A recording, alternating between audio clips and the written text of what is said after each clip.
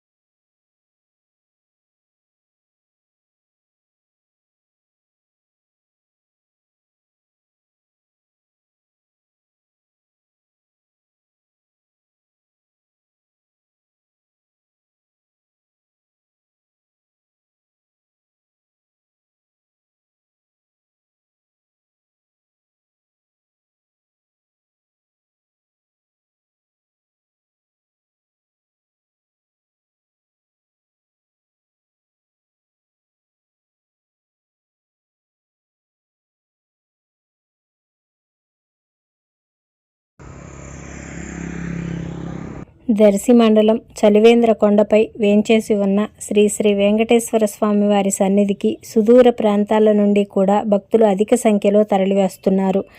ఆలయ దిగువ ప్రారంభ భాగమున స్వామివారి ముఖవర్చస్సు, శంకు చక్రాలు కలిగి ఉన్న ముఖద్వారము, పక్కనే శ్రీ అభయాంజనేయ స్వామివారి తేజోవంతమైన విగ్రహము భక్తులను దర్శిపట్టణం నుండి ఆలయ సమీపం వరకు చేరవేసేందుకు సేవాభావంతో ఏర్పాటు చేసిన ఉచిత బస్సు సౌకర్యము కలిగి ఉండుట విశేషం.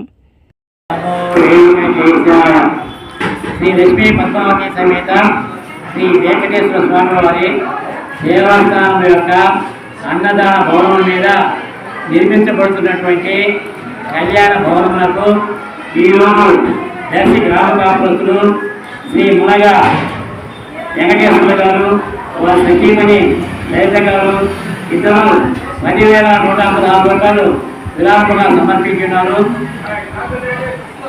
అందువలన వారికి వారి కుటుంబ సభ్యులకు శ్రీ స్వామివారు అష్టైశ్వర్యములు దివ్యాశిస్సులను ప్రసాదించి అనుగ్రహించి ఎల్లవేళ రక్షించరుగాక. అదేవిధంగా మిగిలిన దాతలు ఎవరైనా ఉన్నా కూడా ఈ కళ్యాణ మండపం పూర్తవుటకు సహాయ సహకారాలు అందించవలసిగా కమిటీ తరఫున విజ్ఞప్తి చేస్తున్నాము. రోజు రోజుకు మన దేవస్థానం బాగా దినదిన ప్రవర్తమవుతుంది. అన్నదానములకు కానీ ఇటు భక్తుల అవసరాలకు అవసరమైనటువంటి సౌకర్యాలు నిర్మించడం కూడా కమిటీ వారు సాయశక్తులను కృషి చేస్తున్నారు. అదేవిధంగా రోడ్డు చాలా శిథిలావస్థలో ఉన్నది, బండలన్నీ నేర్చున్నవి, కావున ఆ రోడ్డు కూడా నిర్మించవలసి ఉన్నది. దీనికి ప్రజలు, దాతలు, భక్తులు అందరూ సహకరించవలసిగా కమిటీ తరఫున మరీ విజ్ఞప్తి చేస్తున్నాము. నమో శ్రీ వెంకటేశ్వరాయ. ఓం నమో వెంకటేశ్వరాయ. నమో నమః.